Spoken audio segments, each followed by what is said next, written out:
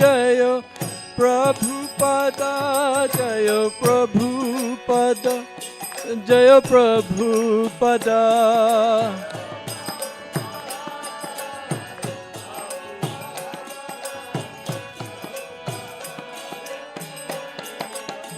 जय प्रभुपाद प्रभुपाद प्रभुपाद जय जय प्रभुपाद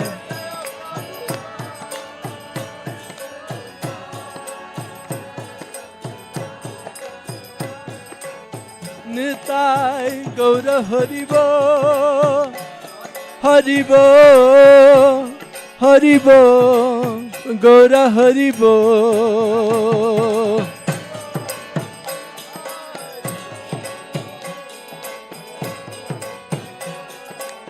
निताय गौर हरिबो हरिबो हरिबो गौर हरिबो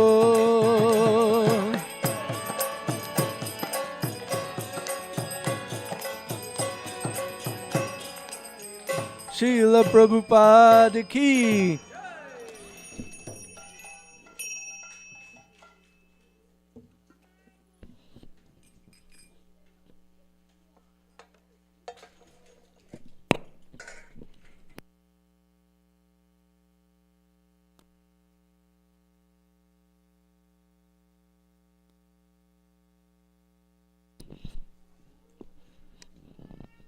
Hare Krishna. Hare Krishna devotees, can you hear me okay? Yeah. Thank you for joining for Shivratri festival.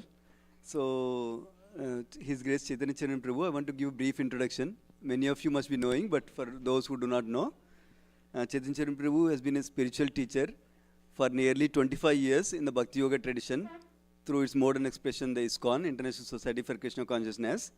He is the author of 27 books, and the number of books keep growing. And that explain the relevance of Vedic wisdom texts, including Bhagavad Gita and Ramayana. So that it is practical knowledge for us. How do we apply in our life the old Vedic texts? And then is author of the world's only daily blog on Bhagavad Gita. So the site is called geetadaily.com, where you can even subscribe so that you get a daily one email on one verse of Bhagavad Gita, how to apply it practically, what does it mean to us, like that. And then he has written more than 4,000 articles on that website, geetadaily.com, and is invited speaker in many places, TEDx, World Peace Conference, UNESCO, and many companies like Intel, Google, Microsoft, Salesforce, and many universities like Stanford, Princeton, Yale, Harvard, Massachusetts, and Cambridge University.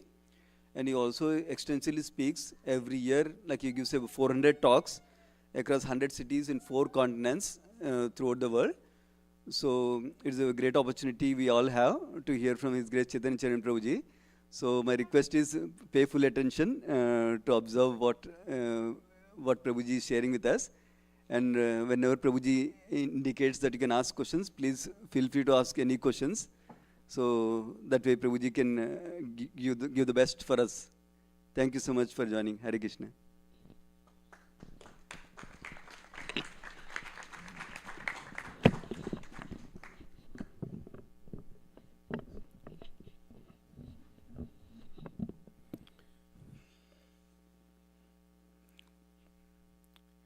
ओम ज्ञानतिमिरन्धस्य ज्ञानाञ्जनशलाकाय चक्षुरुन्मिलितं येन तस्मै श्रीगुरवे नमः। नमः ॐ विष्णुपादाय कृष्णपृष्ठाय भूतले श्रीमते भक्तिवेदान्त स्वामी इति नामिने। नमस्ते सरस्वती देवे गौरवाणी प्रचारिणे निर्विशेष शून्यवादी पाश्चात्यदेशतारिणे। वाञ्छाकल्पतरुभ्यश्च कृपासिन्धुभ्य एव च पतितानां पावनेभ्यो वैष्णवेभ्यो नमो नमः। जय श्री कृष्ण चैतन्य प्रभु नित्यानंद श्री द्वैत गदाधार श्रीवासादि गौर भक्तवृंद। हरे Krishna Krishna Krishna Hare Hare, Hare Rama, Hare Rama, Rama Rama, Hare Hare.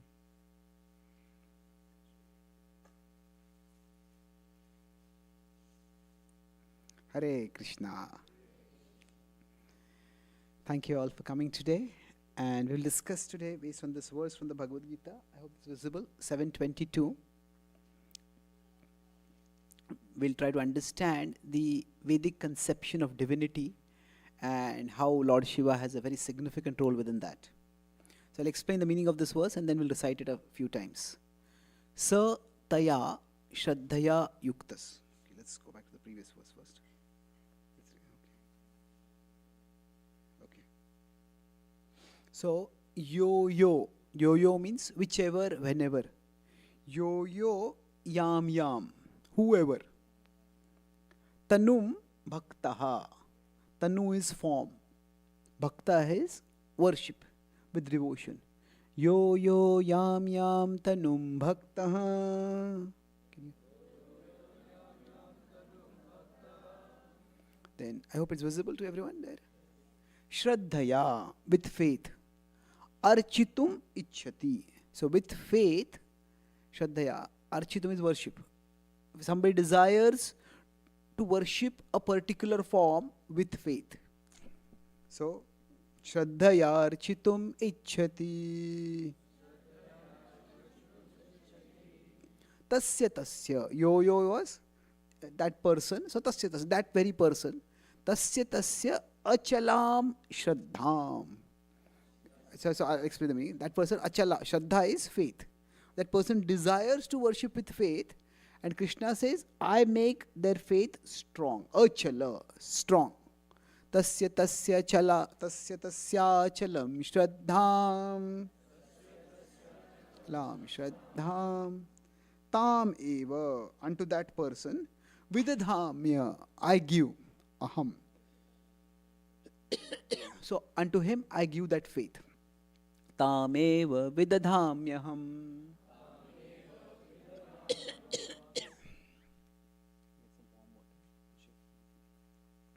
Yo yam tanum bhaktaha. Shraddhayarchitum ichhati. Tasya chalam shraddham. Tameva vidadhamyaham.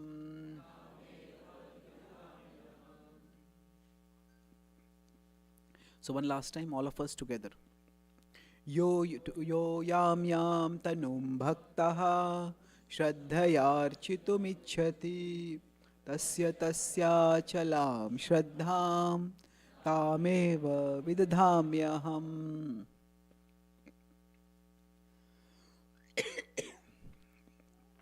So, this is one of the verses which illustrates the way the Vedic conception of divinity works. Recently, a friend sent me a cartoon of how many people who are outside the Vedic path find it extremely difficult to understand the concept of divinity. And it is not just they find it difficult, those who are in that path also find it difficult. So there's an American and Indian talking. The American is asking the Indian, why do you people worship so many gods? And the Indian replies, we believe in keeping backups. So, now, that's not at all the answer. But that can seem to be a reasonable answer. Oh, like you have data backups. Here, this place. So this God, that God, all of these are backups. So I have many backup plans. But it's not a backup plan. It's a progressive plan, what Krishna is telling over here. So let's see what Krishna is saying. This particular series of verses from 7:20 to 23. Krishna essentially says that if you want to worship a particular form, I'm not going to condemn you. Rather, I'm going to facilitate you in that. And how do I facilitate you?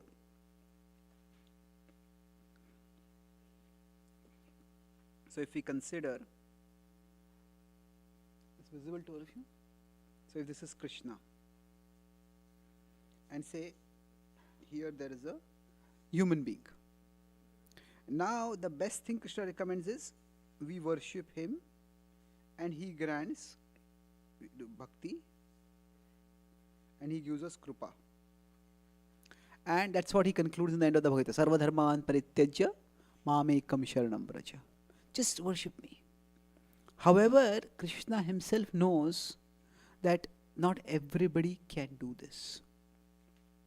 And therefore, Krishna provides multiple ways for people to stay on the spiritual path.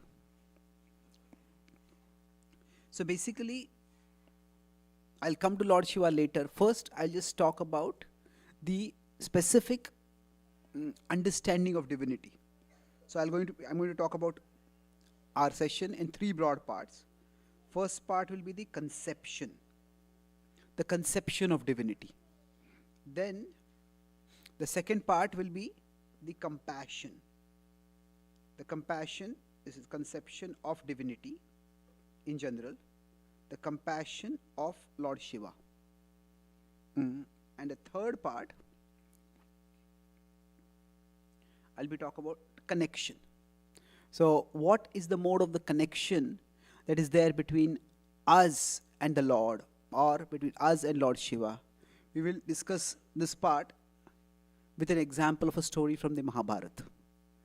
So let's move forward. First, the conception of divinity. So the first part may be a little technical, so just bear with me about it, but it will answer quite a few questions which you may have, or it will equip you to answer questions that others may ask. So basically, in the Western religious imagination, or whether Western religious conceptions, there were broadly two ideas of divinity. So the conceptions of divinity. So one is polytheism. Now when the Abrahamic religion started, when Judaism started and then eventually Christianity came and Islam came, before that there was the Greco-Roman civilization. And they were polytheistic. There were many different gods over there. And then when the Abrahamic religions came, they are very proudly monotheistic. So they said that we believe in one God. And they considered the idea of a polytheistic universe to be very primitive. There are multiple gods and they are constantly fighting among each other, fighting for turf. And humans get sometimes caught in the crossfire between the fighting among the gods. It's a chaotic vision of the universe. So they declared that there is one true God. That is the God that we worship. And all other gods are false gods. So that is the idea of monotheism. One true God and all others are false gods.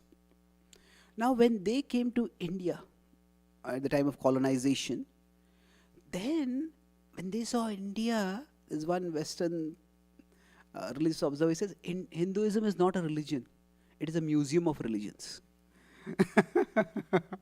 So Oscar Wilde said sarcastically, when it comes to religion, Hinduism is the only millionaire. What he meant by there are millions of gods over there. So they just immediately dismissed this as polytheism. And they thought of it as primitive. But then some of them, as they delved into the philosophy, they realized that there is a lot of depth of thought. There is philosophy in the Greco-Roman tradition also. But in the Greco-Roman tradition, philosophy and religion were very divorced. For example, Plato, Aristotle, all of them were Socrates, they were big thinkers. But they were not primarily worshippers. So religion and philosophy were divorced over there. In the Vedic tradition, religion and philosophy were very integral. So they actually started exploring a little bit more. But most of them found it very difficult to understand. Because what they found is that in India, people may worship one God, but they also respect many other gods. In fact, they go and worship many gods. And when they go and worship different gods, it's almost as if they're worshipping that God as if that God is supreme. So they just couldn't figure it out. The problem is that this is a very limiting polarization, that there is one God or there are many gods. There's monotheism or polytheism. The Vedic conception of divinity doesn't fit into this categorization. There is ultimately one reality, but that one reality manifests in many forms at many levels. So what that means is the Vedic conception of divinity is actually polymorphic, multi-level monotheism. Polymorphic means that there are many forms. Advaitam is one truth. Achyutam anadim anantarupam. Not one form, but many forms. So it's monotheism, but it's polymorphic. And so we have Krishna, Vishnu, Ram, Narasimha. You can say they are polymorphic. But what about others? So in one sense, the others are also considered worshipable deities. So that's multi-level monotheism. Polymorphic, multi-level monotheism. I'll explain what this means. So in the Abrahamic traditions, there is the idea that God is so kind. Have any of you heard of this story of the prodigal son? Have any of you heard of this story? Okay, you may have heard the story, but you may not heard the term about the story. So basically, there's the story that there is a landlord, very wealthy person, and he has two sons. His younger son is quite rebellious, and he demands, when he comes of age, give me my inheritance. I want to live on my own. He says, no, whatever you want, I can give you here itself. Don't go away from me. He says, no, give me my inheritance. He insists. The father gives the inheritance and goes away. Now, when he goes away, the son goes away. He has a lot of money, so he attracts a lot of so-called friends. And then he squanders all the money, and then he's left desolate and destitute. His friends abandon him. He's struggling to eke out a livelihood. He's struggling and suffering and suffers for a long time, but finally decides that, let me go back to God. He's working with a tyrannical boss. And he thinks, even if my father is angry with me and my father doesn't accept me back, I'll live with my father as a worker, as a laborer. My father treats his workers better than the way I'm being treated over there. And when he goes back home, his father is delighted to see him. Father welcomes him back and arranges a celebration that my son who was like dead has now come back home. So this story is set to show the love of God. That although we may turn away from him, we may abandon him, he is always ready to welcome us. Now there is definitely the love of God being shown in this story. However, the Vedic conception said that God's love is much more. So the prodigal son story says that God is waiting for us. So, but what the Vedic tradition says is that God is not just waiting for us, plus God is working for us. Working for us means he's working to get us back. And how does he do that? See, the child has quarreled with the father. So the son may not want to come back to the father. So when the son goes away from the father, the father sends his representative, who might be another subordinate landlord. And he sees the son is suffering. And if you are suffering, then you come and work for me. So what happens by this is that he say, if the father is like a king, or the king landlord who's almost like a king. So the son has gone over here. The son is outside the kingdom and is serving some landlord over here. Now this father sends his minister, and the minister comes back over here. So now what happens is the father, within his kingdom, gives the minister some jurisdiction. So now the son has not yet come back to the palace, has not yet come back to the father.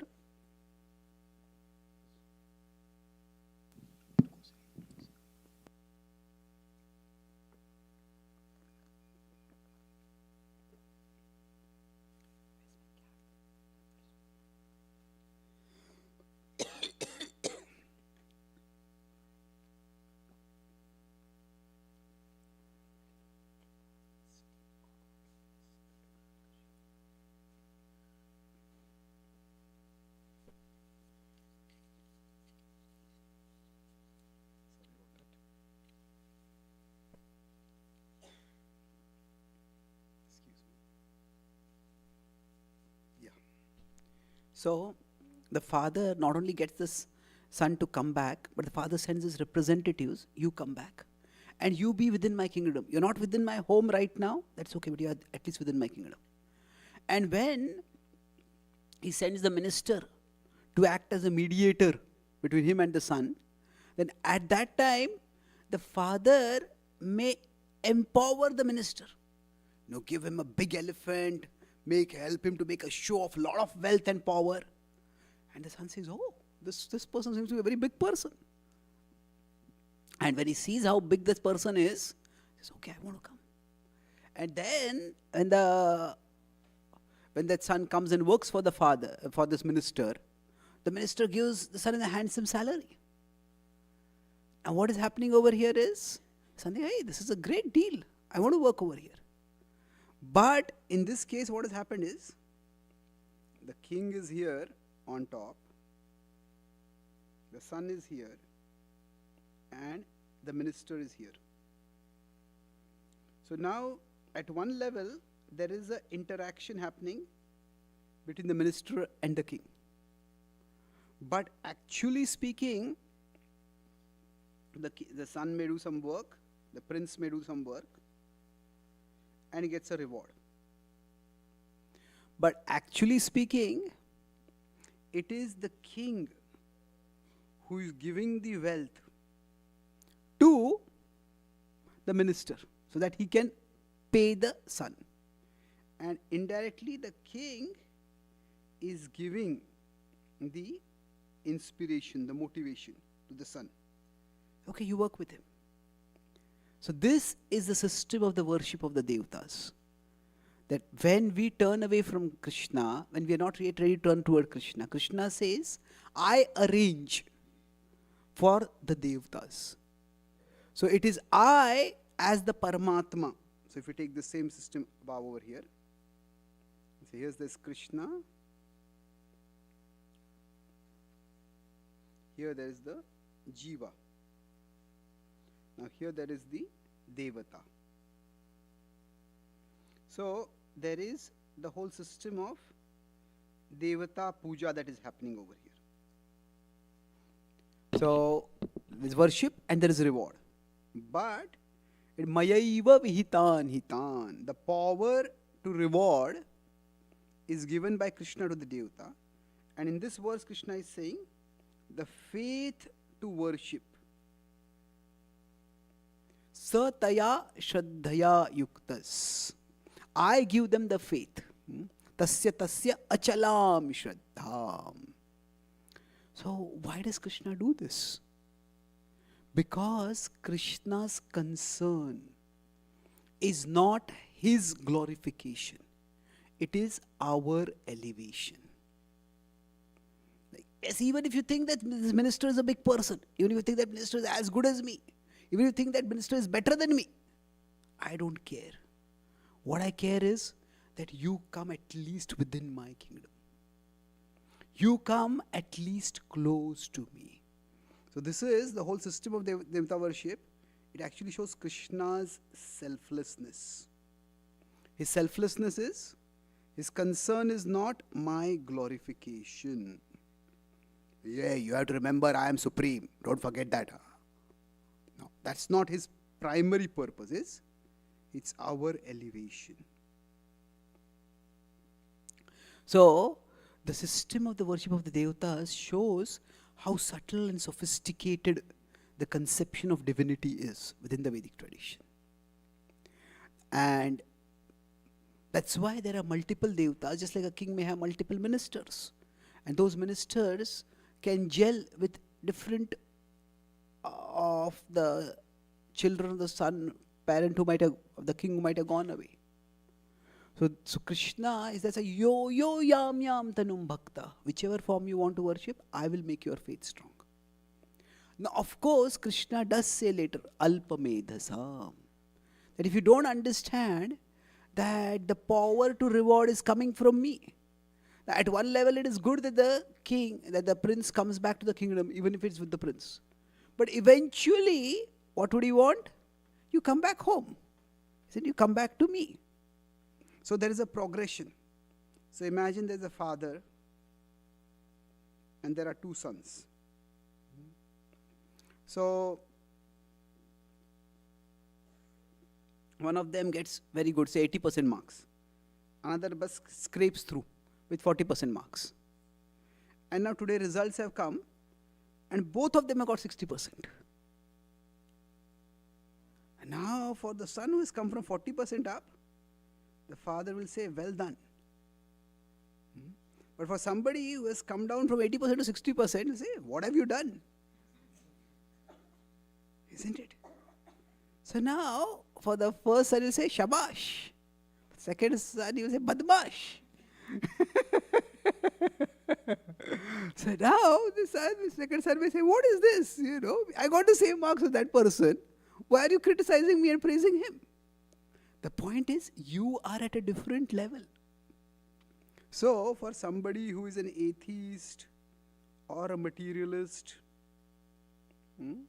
for them, if that person becomes a worshipper of Devta, that person becomes a Devta Pujak. That is like coming from 40% to 60%. But somebody who is a Krishna devotee, somebody is worshipping Krishna, and that person gives up the worship of Krishna to start worshipping other Devtas, then that is going down from 80 to 60%. So this is what Krishna calls as alpamedhasam. So in the same series of verses, alpamedhasam means less intelligent. They have a medhasa, but less intelligent. So while Krishna reproaches it at one level, but then he also says, later in the 17th chapter, 17.4, he says, Yajante satvika devan. That those who worship the devtas are in sattva guna. That means he's appreciating that at least they have come back within my kingdom. They come back home. So Prabhupada, when his disciples were with his disciples in Kolkata, and Kolkata has a huge tradition of Durga Puja. So Prabhupada was asked, Prabhupada, there's Christians who worship God, and there are these people who worship Durga Devi. Who are better? Now, Prabhupada said, those who are worshippers of Durga are in the house of the Vedas. So, now everybody will have different obstacles. So, somebody who is worshipping God in the Christian tradition, other traditions, they want ultimate reality. But they have certain cultural barriers, conceptual barriers, by which they may not be able to comprehend the conception of Krishna. So, somebody is worshipping Durga, somebody is worshipping Shiva, they are in the house of the Vedas. So, now, for us, so this is the conception that I talked about. Now, for us, I'll be addressing three different questions. So, if somebody is at the 40% level, somebody is at the atheist level, how do we talk with them and talk about Lord Shiva, or say occasions like Shivratri when we are worshipping, when Lord Shiva is worshipped? Somebody is at the 40% level. Then we'll talk about somebody who's at the 60% level. How do we deal with them? And then we'll talk about those who are at the 80% level. And how do we see this worship? Okay? So these are three broad parts we'll discuss in the remaining part of the session. So now, in one sense, Krishna's purpose is to elevate everyone. So from 40%, if somebody can come to 80%, that's great. somebody who is a materialist and they become a Krishna devotee. That's excellent. But if they are somehow not able to become a Krishna devotee, Krishna doesn't say it's my way or the highway. If you don't worship me, you're going to go to hell. That's not Krishna's mood at all. If you can't worship me, there are other stepping stones which you can take forward. So our purpose should never be to break down the stepping stones that Krishna himself has built. That means, to come from here to the spiritual level, one is, you could say, the elevator kind of way. That's a rapid way. And the other is a gradual way, which is like a staircase way. So, if somebody can take the elevator and rise up faster, they can directly worship Krishna, that is great. But if they can't, for whatever reason, then let them take the elevator. That doesn't mean we have to recommend worship of the devatas. We have to understand that there is an inclusive system over there. Now somebody is worshipping Lord Shiva, for example. Now we tell them, no, Lord Shiva is not supreme, Krishna is supreme. And they have heard from other sources, Lord Shiva is supreme. And they read in Shiv Puran like this, and they read in that like that. See, the Vedic tradition is such that when one devata is glorified, that devata will be glorified because Krishna's purpose is to give people Shraddha in that devata. So, in Shiv Puran, Lord Shiva will be glorified. And we tell, no, Shiva is not supreme, Krishna is supreme. And then that person becomes confused, is Shiva supreme or Krishna supreme? This whole religion business seems to be very confusing. Better I'll give up religion, I'll become atheistic. Then what have we done is, instead of raising that person from 60% to 80%, what have we done? We push them down from 60% to 40%. So our purpose should never be to disrupt anyone. Na buddhi bhedam janayet agyanam karma sanginam. That even if somebody is not fully evolved in their understanding, Krishna says don't disturb their minds. Don't disrupt their conception so much that they go down further. See how they can be elevated. So the Vedic idea is, it is Krishna who is giving people Shraddha. If somebody is worshipping Lord Shiva, it is Krishna from within their heart is giving them the Shraddha to worship Lord Shiva. Tasya tasya achalam Shraddha. Now if we can elevate the Shraddha higher, that's good.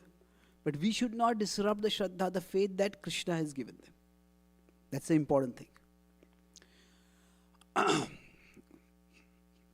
This, especially the mood of compassion of Lord Shiva, is illustrated in many pastimes and especially in the Amrit Manthan Leela. See, Lord Shiva embodies the compassion of the divine in various ways. That is, Lord Shiva dresses in, Lord Shiva, his appearance is in a particular way. He lives in crematoriums, he drinks bhang, he has ashes on his body. So, the idea is that Lord Shiva's appearance can seem to be like the appearance of a person in Tamoguna. People in Tamoguna, people who live in a very ignorant way of life, they may drink, they may want to dark places like the crematorium, and they may like to decorate themselves with weird kind of substances like ashes. And now what Lord Shiva does is, by his appearance, he appears to be like them. And by that, he attracts those people. Like the minister wants to attract a particular prince to come back. If the minister's behavior and conduct is completely different from how the prince's is, and the prince will never want to connect with the minister. So it is Lord Shiva, by Krishna's divine plan, that he has a particular demeanor. He functions in a particular way. So when you talk about Lord Shiva's compassion, we can see it at one level in a way which is very easily admirable. That is in the churning ocean, in the churning pastime, where poison has come out and he is drinking all the poison just to save all living beings. Most of you know the story, isn't it? I won't go into the story in detail over here. But the principle is, there are times when Lord Shiva's compassion is very easy to perceive. But there are times when his compassion can be incomprehensible. That is, if you look at his appearance, his appearance can seem to be tamasic. He's never even touched, he's not affected by tamoguna. He's the controller of tamoguna. He's not in the control of tamoguna. But he can appear like that. Now when he appears like that, by that he attracts people who are in tamoguna. And gradually he gives them a facility to be elevated. So Lord Shiva manifests that compassionate aspect of the divine, reaching out to people who would otherwise have no inclination or opportunity to connect with the Lord or connect with any kind of higher reality. Now, there's an important caveat over here.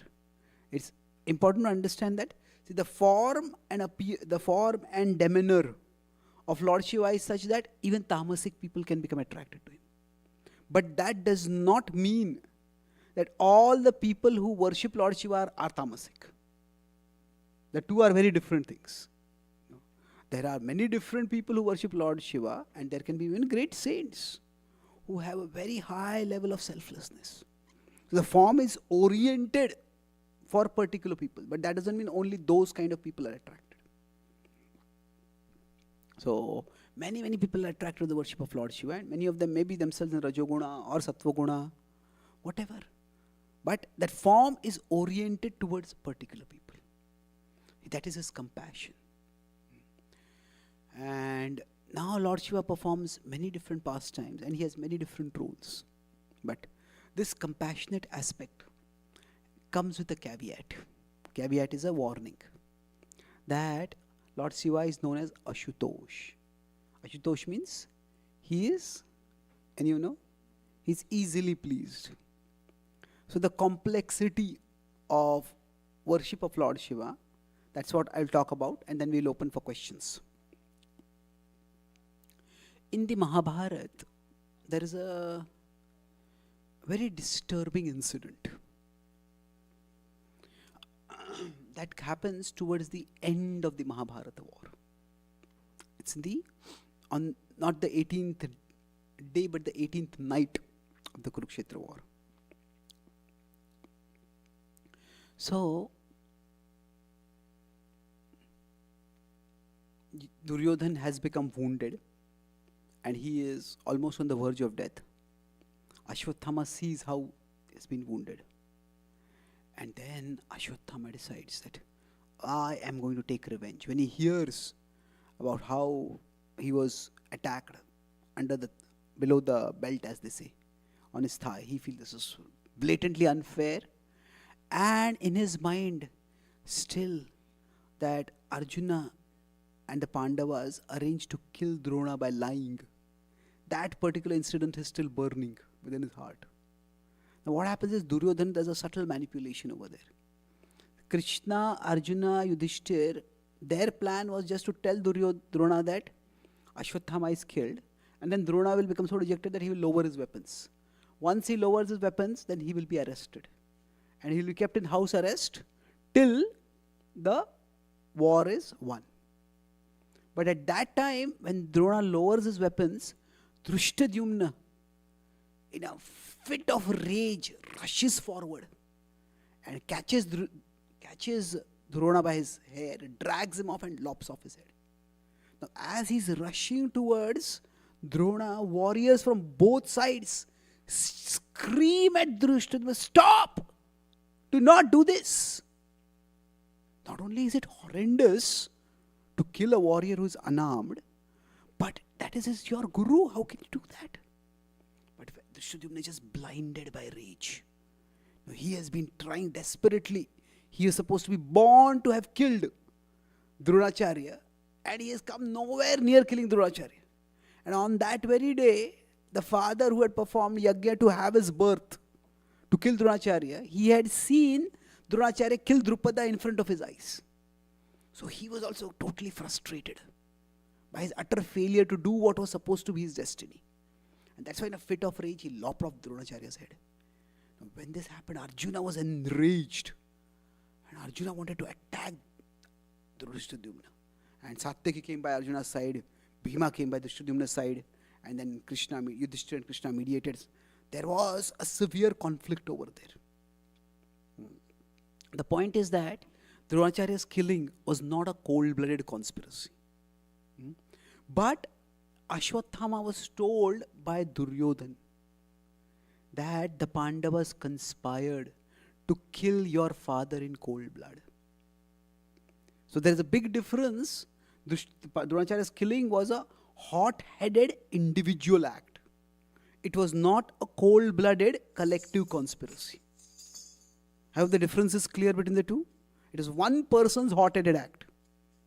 But Duryodhan colored it in such a way that Ashwatthama thought that it is a cold-blooded collective conspiracy.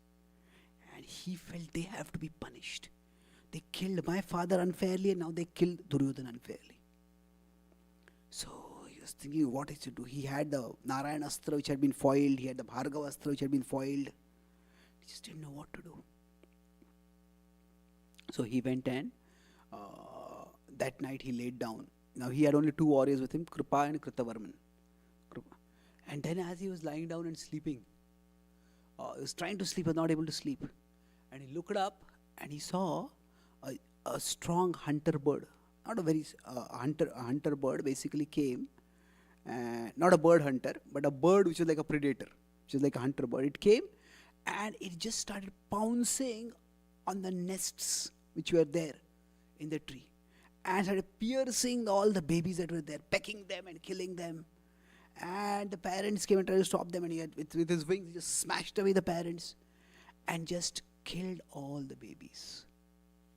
Now, as he was watching this, he got an idea. Maybe this is nature teaching me. This is how I should kill the Pandavas. That while they are sleeping, I should be killing them. My father was also sleeping. He was meditating. He was not conscious. And they killed him. That is how I will kill them all. And then he shook Krutamarvan and Krupa awake. He told them. Both of them were aghast.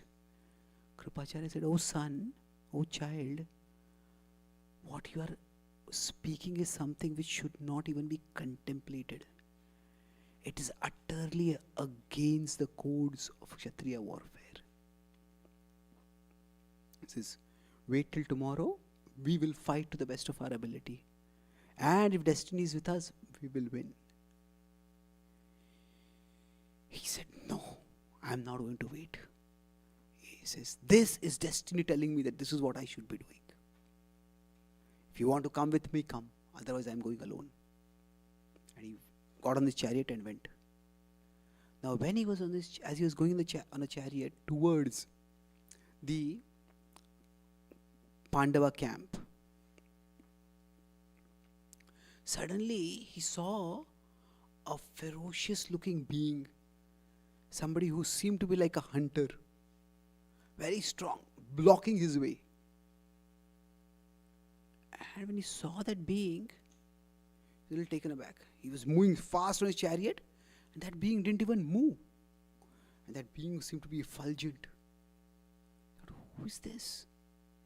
Whoever it is who's coming in my way, I'll destroy them. So he took his bow and arrow and started shooting. And he shot, and the arrows just went into that body and disappeared. And that being just seemed to be standing. He took stronger and stronger arrows. And nothing seemed to happen. And then as he was looking, suddenly it struck him. This is Mahadev. And he started thinking, Mahadev, Lord Shiva, he's angry with me that I contemplated such a dastardly deed. And that's why he's come to punish me. And immediately got off his chariot, really alarmed, and he fell down and offered prostrated obeisances to Lord Shiva.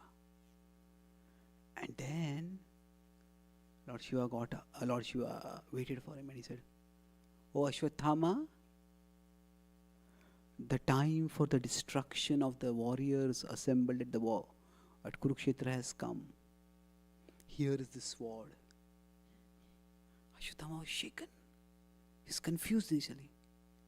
And then he realized, is Lord Shiva not angry with me? Is he supporting my plan? And just couldn't comprehend anything. When Lord Shiva was handing him that sword, he took that sword. And then as soon as that sword touched his body, he felt like an incredible surge of power rushing through his entire body. He had never felt such power. And he was just trying to come to grips with that sense of power. He looked, and that being in front of him had disappeared.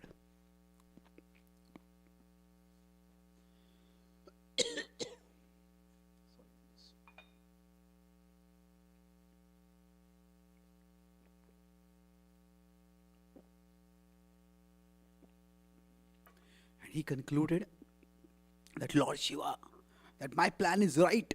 In fact, my plan is so right that Lord Shiva has blessed me. And then he marched forward. Now, while all this was happening, Krupa and Krutavarman came behind him. And he saw that they were there. He says, good that you have come. He decided not to tell them anything about what Lord Shiva had, that interaction. He was still a little confused. What had actually happened? Because in one part, he also knew that what I am doing is terrible. But he says, oh, Lord Shiva has blessed me. So then he went forward, he sneaked into the Pandava camp, and he went to the tent where the Shudyumna was living. He pounded, crushed Shudyumna with his feet and crushed him to death. Before that, he went to the Pandavas. Along with that, he went to Pandava. What he thought were the Pandavas, he lopped off their heads. As he was kicking Drishtadyumna, Drishtadyumna woke up and he saw this Ashwatthama. He tried to shake him off, but Ashwatthama seemed to have like a power that he could not even match. And he said, no. He says, oh Ashwatthama, if you want to kill me like a Kshatriya with a weapon. He said, you are not a Kshatriya. You killed my father, so like an animal, I will kill you like an animal. And he pounded him with his feet, crushing his skull till it just became a shapeless pulp. And he died. Now after that, he took his sword and just started. Now by this time, when the Shuddha had been screaming, other warriors had woken up. And they started coming out. And he started lopping off everyone's heads. Sorry about that. So anyway, he killed everyone. The few who tried to flee, Krupa and Krutavarman picked them off. And then the whole Pandava army camp had become a graveyard.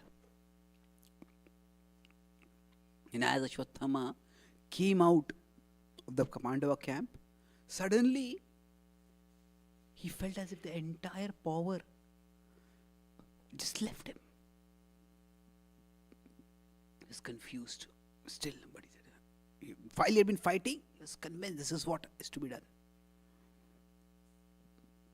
Then afterwards, when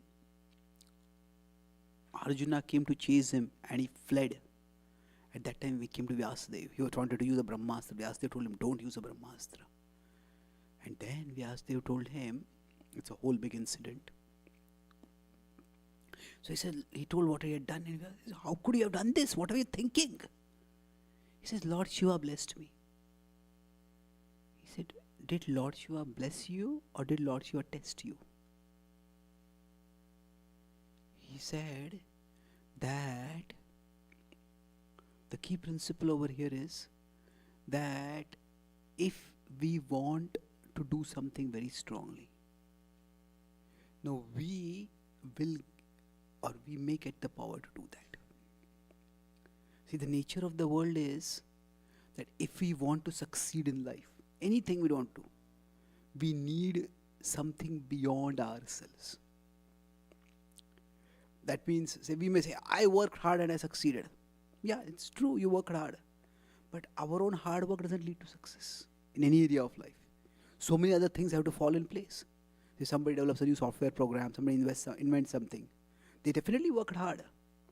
But so many other things have to fall in place. We have to get the right ideas at the right time. We have to have the right contacts to make everything work. So success requires that we do the work, but also that other things fall in place. So now how do the other things fall in place? Those other things fall in place based on our past good karma. So 10 students may apply for Ivy League University. And maybe all of them are good, meritorious. But they have their own sometimes non-transparent criteria, and one student gets selected. Why is that? All of them had studied well. But that one student also has some past good karma. So the present karma is important, but the past karma is also important. So present karma plus past karma both lead to a good result. It's not only present karma. Now, so we need good karma to gain success. But the principle here is that we need good karma even to do bad karma. That means 10 thieves may plan to rob a bank. Only one succeeds in robbing the bank.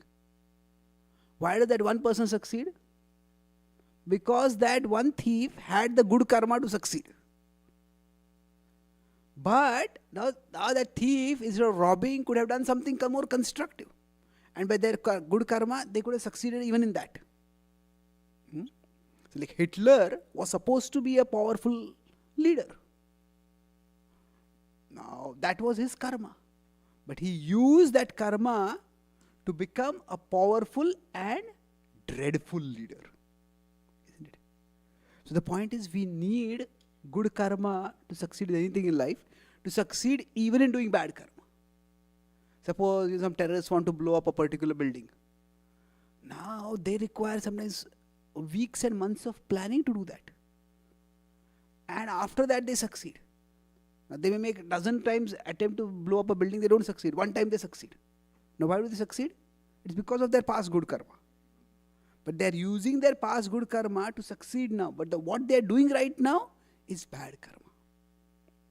So just the success of our endeavors doesn't mean that what we are doing is the right thing.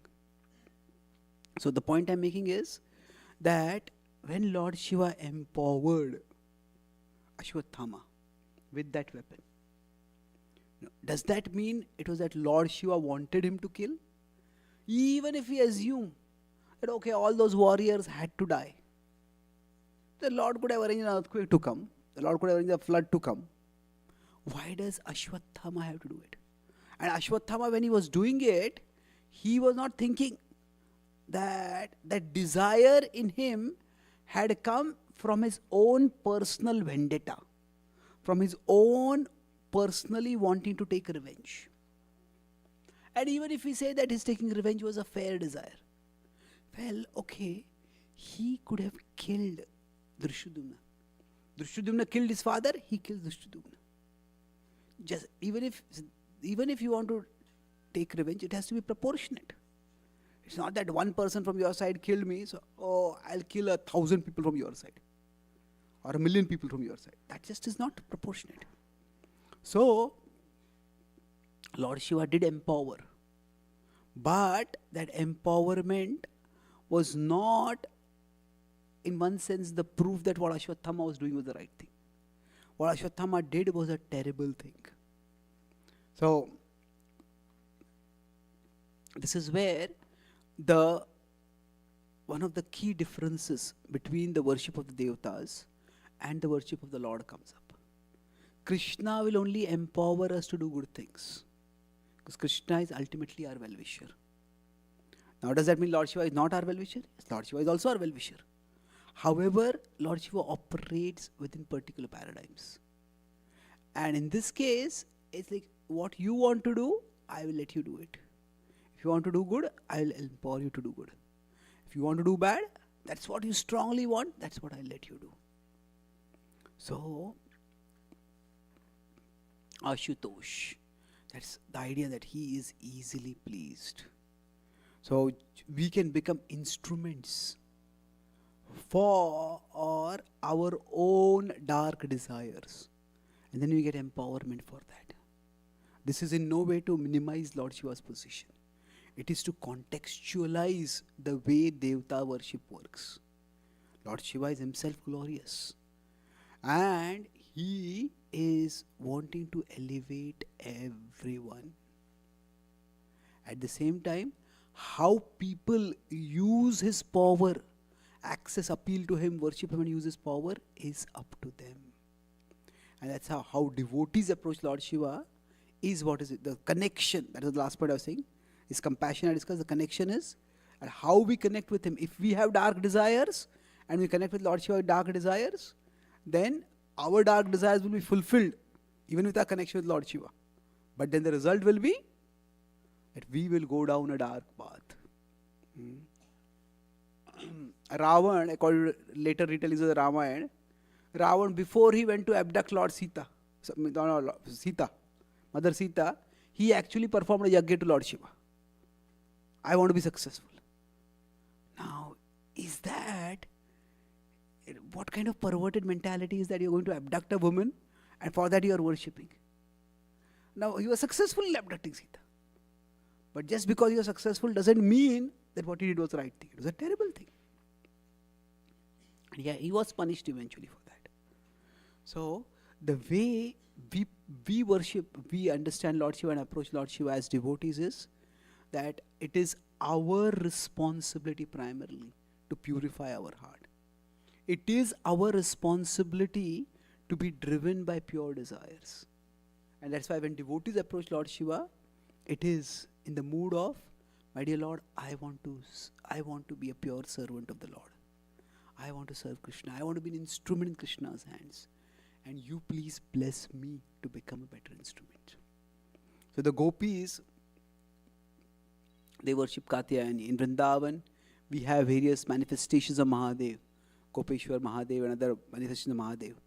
They are at one level Dikpals. They are protecting Vrindavan Dham, but they are also the blessers of devotees. So the idea is, if it is we approach Lord Shiva with a pure desire, or at least a desire for purification, then Lord Shiva will bless us. And that will be his compassion. That Lord Shiva, if somebody wants to attain the ultimate destination, wants to do the ultimate good for themselves and for others, then Lord Shiva is his compassion means he will bless in extraordinary ways. So that is how as devotees we approach days like the Mahashivratri. That, my dear Lord, please, my dear Lord Shiva, please bless me so that I can become a better servant of Krishna. So that I can become a better instrument of Krishna's will. You please empower me, bless me by your compassion to purify my heart. It is this mood of Lord Shiva that is very much compatible with bhakti. Daksha's sons, they are instructed by Lord Shiva to become devoted to Krishna. And that's how there's a the Hamsa Guhya prayers are there. The many other prayers in the Bhagavatam, they are in this particular mood. In this mood, Lord Chaitanya Mahaprabhu composed the Shivashtakam. When he was traveling across India, he went to places like Bhuvaneshwar. There was a temple of Lord Shiva. And he worshipped in Bhuvaneshwar. What is his mood? That Lord Shiva is is playing such a significant role in the Lord's plan. He is very, very close to the Lord. And he can help us to come closer to the Lord. So I have not gone today too much into technicalities of the position of Lord Shiva. But I focus more on understanding the overall system of worship and how we can play our part in that system for our own elevation and for the elevation of others. So I'll summarize what we discussed today. I talked about three things. The first was conception. So the conception of the Vedic tradition is polymorphic. Does anyone remember the words? Multi-level, Yes, multi-level monotheism. That is that there is one God, but one God manifests at multiple levels. So Advaitam Achyutam Anadimanta Rupam. So in this we discuss the system of how it is Krishna who enables the worship of the devatas to happen. He gives Shraddha and he gives Shakti. He gives the power to the devatas to fulfill the desires of the worshippers, and he gives faith. So we discussed the prodigal son story, expanded how Krishna's compassion is far, far more than what is talked about in the Abrahamic religions of God simply accepting, waiting for the lost children to come back. Here God is actively working and selflessly working so much that even if my glorification is not there, your elevation is there, I am satisfied with that, I am happy with that. Then we talked about the compassion of Lord Shiva. So compassion can be seen in easily understandable ways in the churning ocean pastime,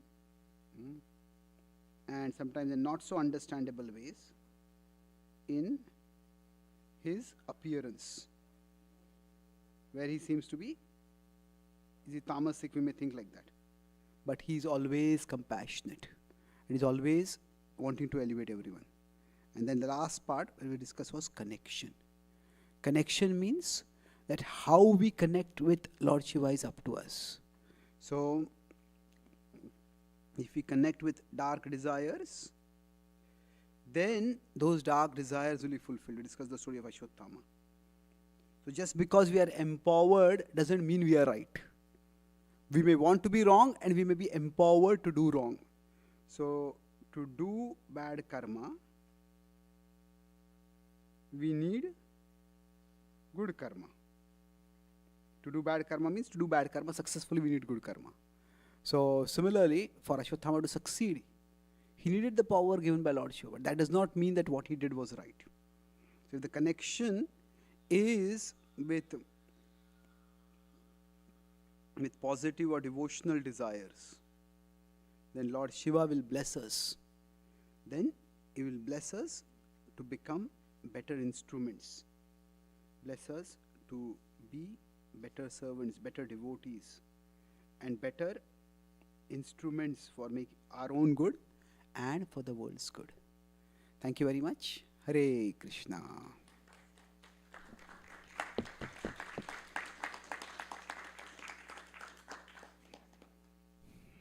Are there any questions or comments? Yes, Mataji.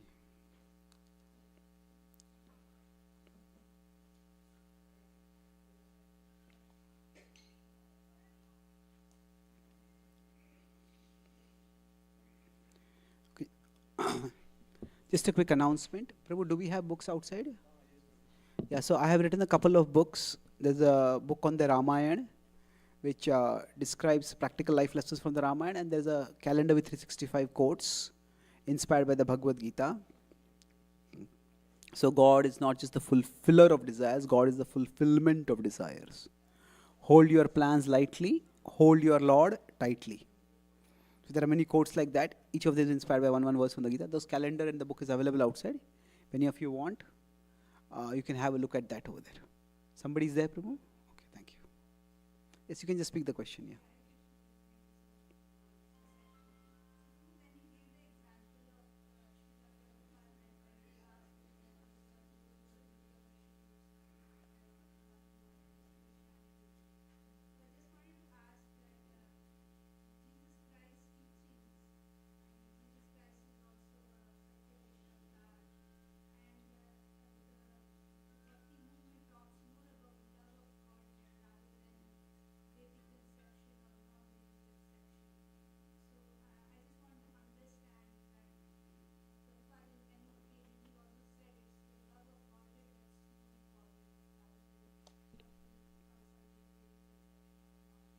Yes, of course. So that's just one way of looking at it.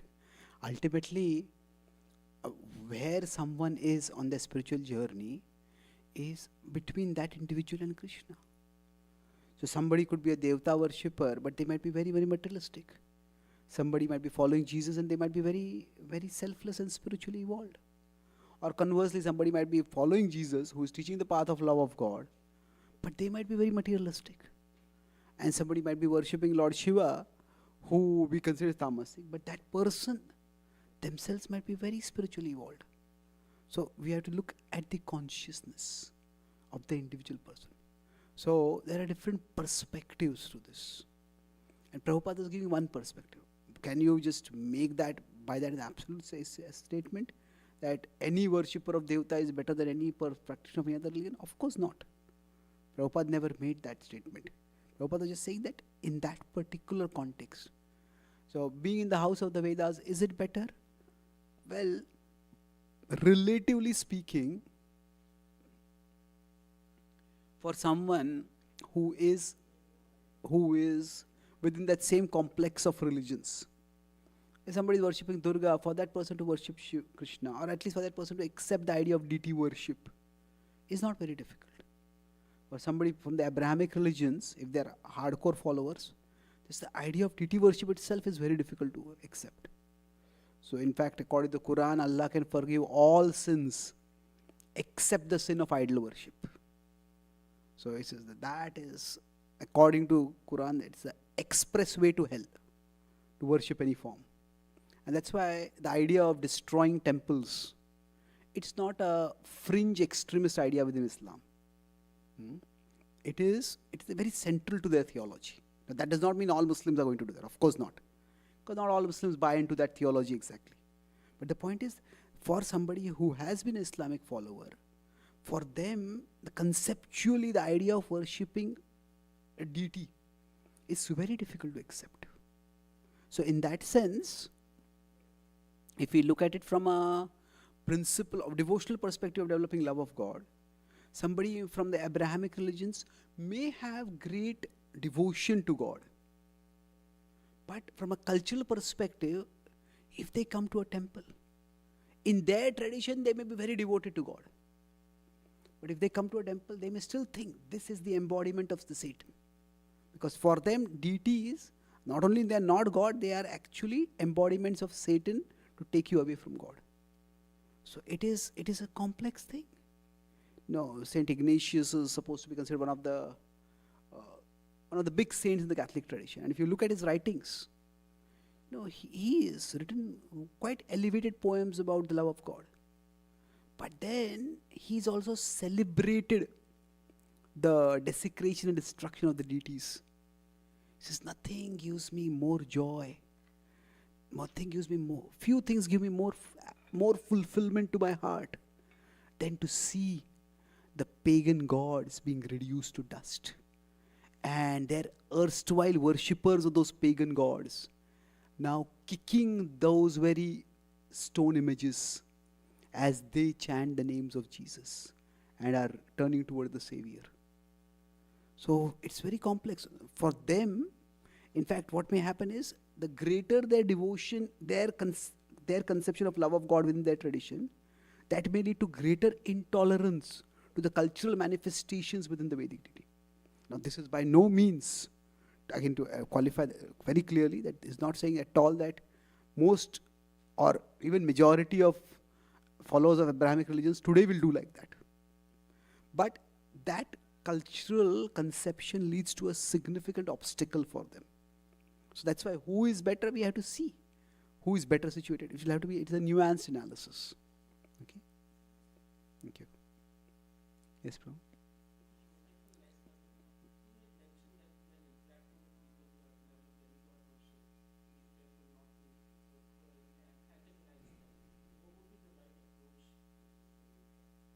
See, generally speaking, two things. First is appreciate that in the world where there's so much materialism, they are worshipping the devatas at least. And then just give them an experience of Krishna Bhakti. Generally speaking, most people who worship devatas are not fanatical worshippers. If you invite them to a Krishna temple, they will come. They may not say, no person who is within the Vedic complex will say Krishna is not God. What they may say, Krishna alone is God, they may not be able to accept that. But just invite them to a Krishna temple.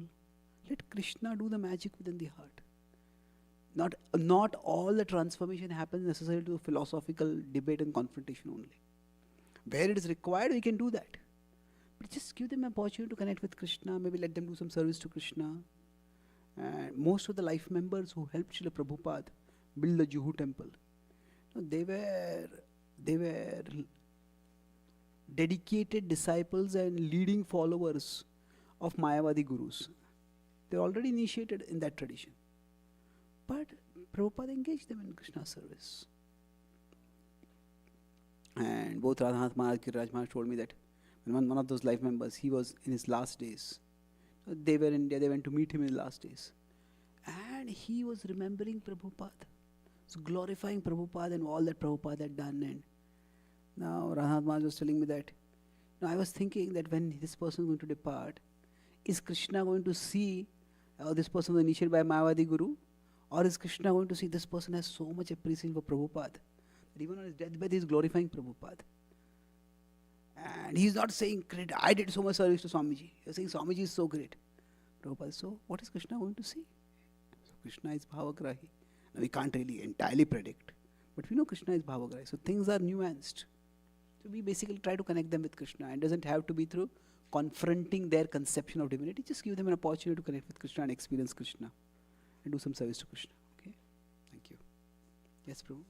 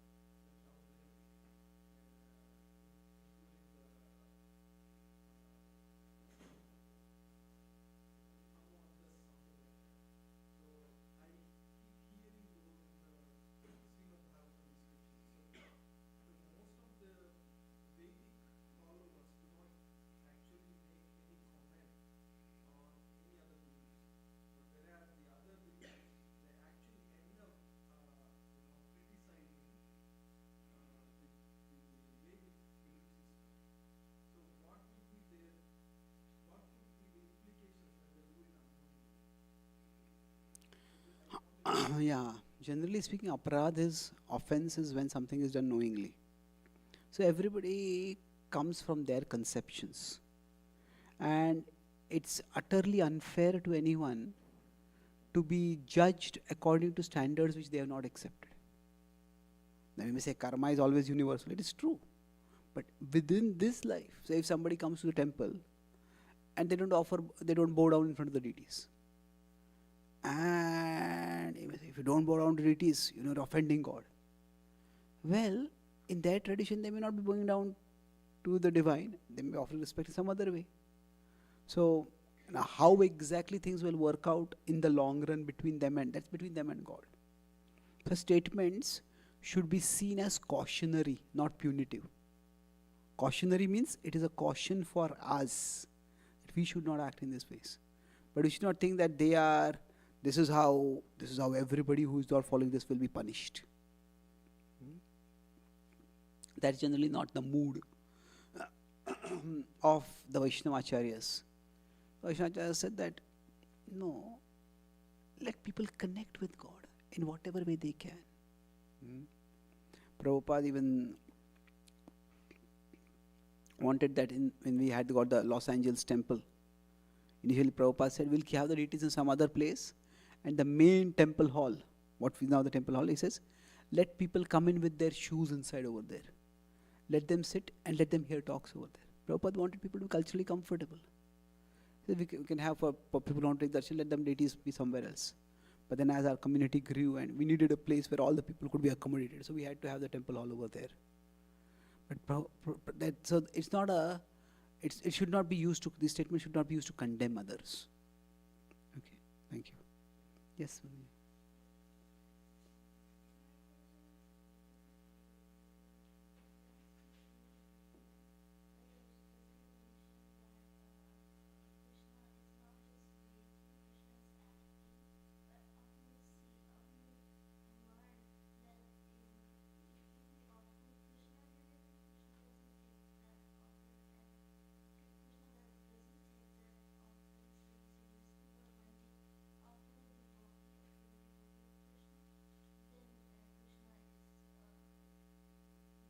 Okay. Hmm. Okay, so if we offer something to Krishna, Krishna doesn't take it. But if we offer to a devotee, then Krishna takes it. Well, offend. Oh, I thought offer. Okay, okay.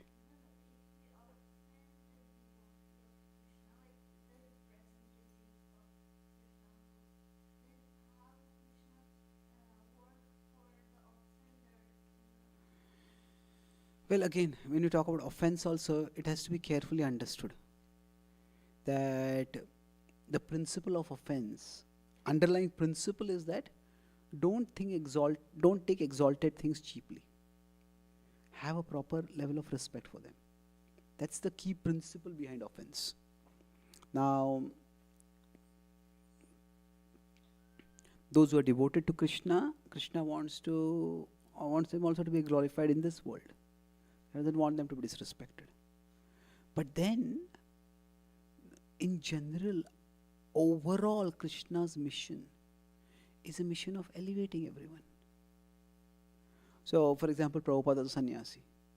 When he was in India, when people see sannyasi, they normally respect him. But when Prabhupada came to America, nobody respected him that way, at least initially. Now, this is all the people who didn't respect him, were they offending a sannyasi? And if that were the case, then Prabhupada, by coming to America and preaching extensively to people who were not likely to respect him as sannyasi, was actually making more and more people offenders to Krishna. Isn't it? So preaching to anyone who is not respectful is like making this person offender. So should we not be going to anybody who is going to be disrespectful to us? That's not the mood over there. So statements about offense, again, the same principle, that whenever there are any extreme statements in scripture, extreme statements or extreme examples, so what is their purpose? So for example, either positive or negative example, let's take Ajamil chants once the name of Narayan and he's saved. Now what is the conclusion from that? Parishit Maharaj is hearing this. And the Parishit Maharaj could have said, hey, Shukdev Goswami, you are speaking for 7 days, I am speaking for 7, I am hearing for you for 7 days. Nothing required. When the bird comes, I'll just chant one Narayan name. You shut up now. I'll enjoy. He doesn't say that. Why? Because the spirit is important. It is that when extreme statements are there, it is not to standardize the extreme. That this is what? That is not the mood of Parishit Maharaj, that is not the mood of Shukdev Goswami.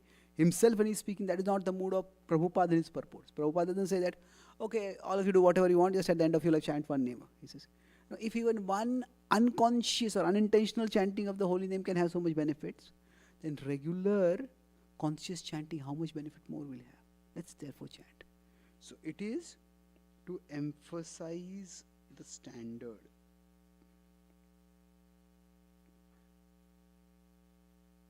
Not to standardize the extreme. They're two very different purposes. And so what this means is that there are offenses and there are serious consequences of the offenses we are talking about in scripture. But the point is not to live in constant fear of those offenses. The point is to learn to develop, to follow the process by which we will be able to develop the appropriate respect. And I go to Australia. At one place, one devotee used to come and hear classes very attentively, ask a lot of good questions, tough questions, but good questions. So I had gone there and he just didn't come for any of the programs. So then I asked the local devotees, I got his number, I called him. And he said, oh, I cannot come for any class. I said, what happened? He said, no, I can't come at all. So he says, but I can come to meet you privately. I said, okay. Then when he came to meet me privately, I asked him what happened. He said, sometime before you came, there was a series of classes. Some visiting speaker had come, and a series of classes was all on Vaishnava Aparadh. And now, after hearing that classes of Vaishnava Aparadh, I have become so scared of committing Aparadh to Vaishnavas that I have decided not to associate with Vaishnavas only. So I told him that's like after you hear some seminar on food poisoning. you become so scared that I will not eat any food only. You know, that's not the point of this of hearing about food poisoning. It is be careful about the food you consume. So yes, there is a possibility to offend devotees, but that shouldn't mean that we don't associate with devotees only. Rather, yeah, sometimes some offenses may happen. We are cautious to avoid them, but we don't have to become paranoid. Krishna is not out waiting for us. Hey, you committed this offense, now get locked. I'll punish you now.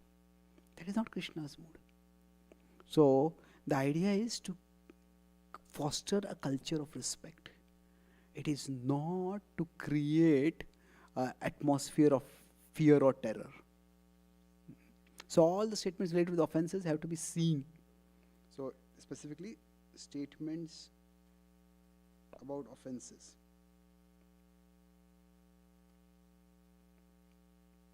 Their purpose is what? Is to create a culture of respect. That is their purpose.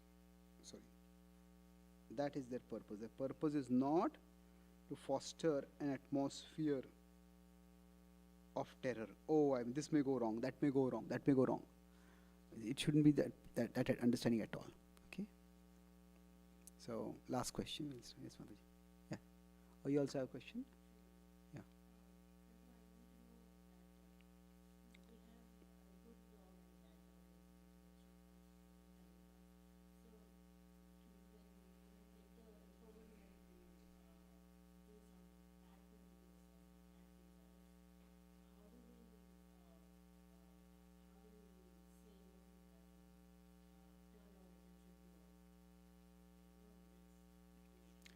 So if we get empowerment to do something bad, what does that mean? That sometimes we get a facility.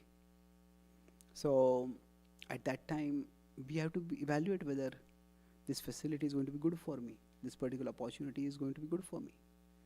So suppose somebody has diabetes because they have consumed too many sweets, and they get the service of being Mahaprasadam in charge. Well, it's a service. See, it's a good service.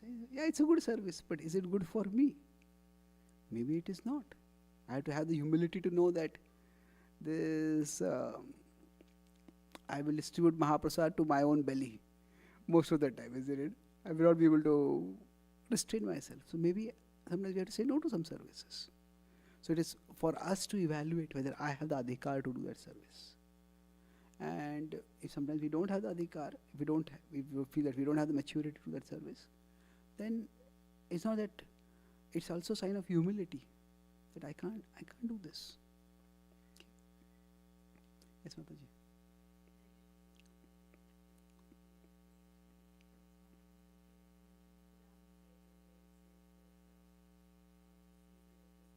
Little loudly. Yeah.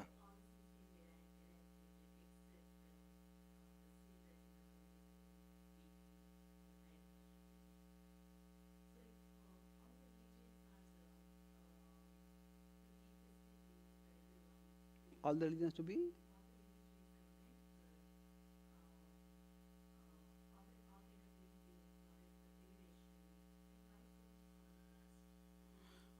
Okay. See, there are some overarching similarities, but at the same time there are some irreducible differences also. So the overarching similarities are, for example, all religions talk about love of God. All religions talk about becoming a little more selfless, becoming more virtuous. There are broad principles, the broad similarities are very much there. Now, having said that, Bhaktivinoda Thakur explains in Chaitanya Shikshamrit that different religions have evolved at different times. And because they have evolved at different times, they are meant for people with different mindsets. So then from their experience, they extrapolate certain things. So if you look at the Old Testament story, what happens is Moses is taking the people who were slaves in Egypt to the promised land, which is later told to be Jerusalem. Now, while they are going along, he gets an intuition that God is calling him up a mountain to get a special message. Now, while he goes up the mountain, he's gone for some time. The remaining followers, they take all the gold and whatever they have over there and they make a golden calf. And they start worshipping that golden calf. When Moses comes back, he has got the 10 commandments. One of the commandments is, thou shalt not worship any graven images. Thou shalt not worship any god other than me. When he sees the golden calf being worshipped, he gets so angry that he drops the tablet on which the 10 commandments have been given to him, and he goes and smashes that golden calf. So their golden calf is just a concoction from their minds. And he says, don't worship that. Now, in the Abrahamic tradition, there is no description of the form of God. And when in the tradition there is no description of the form of God, if somebody is making an image of God, that's going to be a concoction.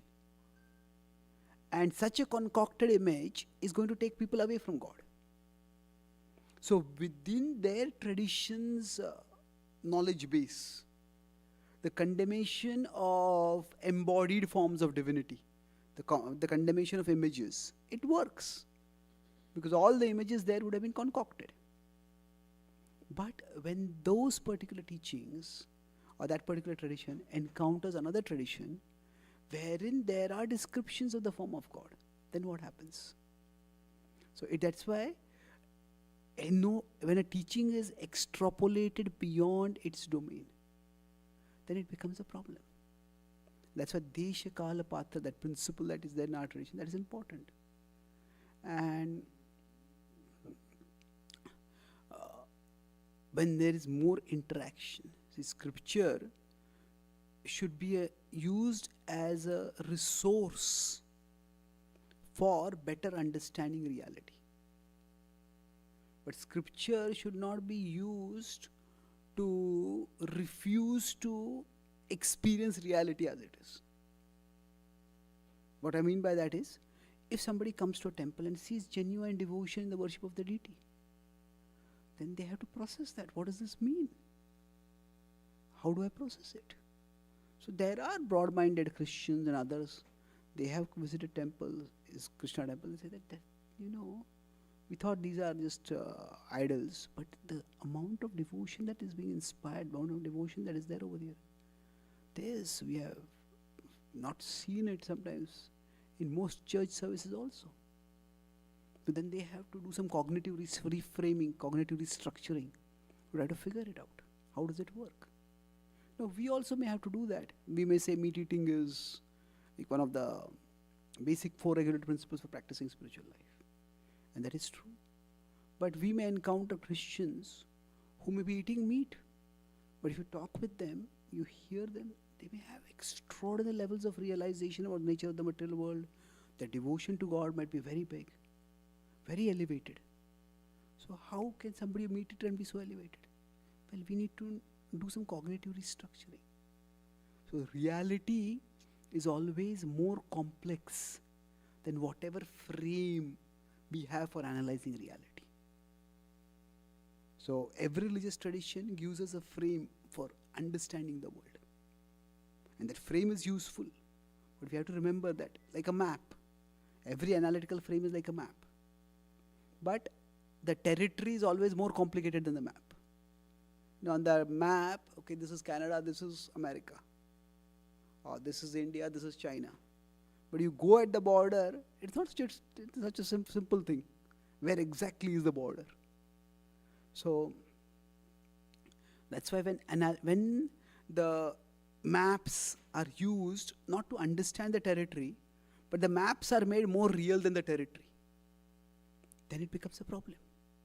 So like that, when the religious tradition, whichever religious tradition it is, if we use that as an absolute analytical frame and then try to retrofit reality within that, it becomes a problem. I hope I'm making myself clear what I'm saying. And this is not just something which applies to Abrahamic religions. I give it from our perspective also. A meat eater might be a great devotee. So how? Well, yeah, if they had not been a meat eater, they would have been an even greater devotee. Could say that. But still, they have that devotion. So reality is always more complicated than any frame provided by any religious tradition for understanding reality. So no, so these are all nuances. We have to consider those. These are all important factors that we consider. But the point is, bhakti is apratihata. Bhakti is independent. So in somebody's heart, bhakti can manifest. So we say bhakti is independent, but if you are eating meat, bhakti becomes independent. Bhakti cannot. Now, our own philosophy has provisions for all these things. So there's a lot of nuance over there. So when the nuance is lost, that's where fanaticism starts coming in. Okay. So thank you very much. Srila Prabhupada ki, Gaur Bhakta Vrinda ki, Jai Gaur Premanande.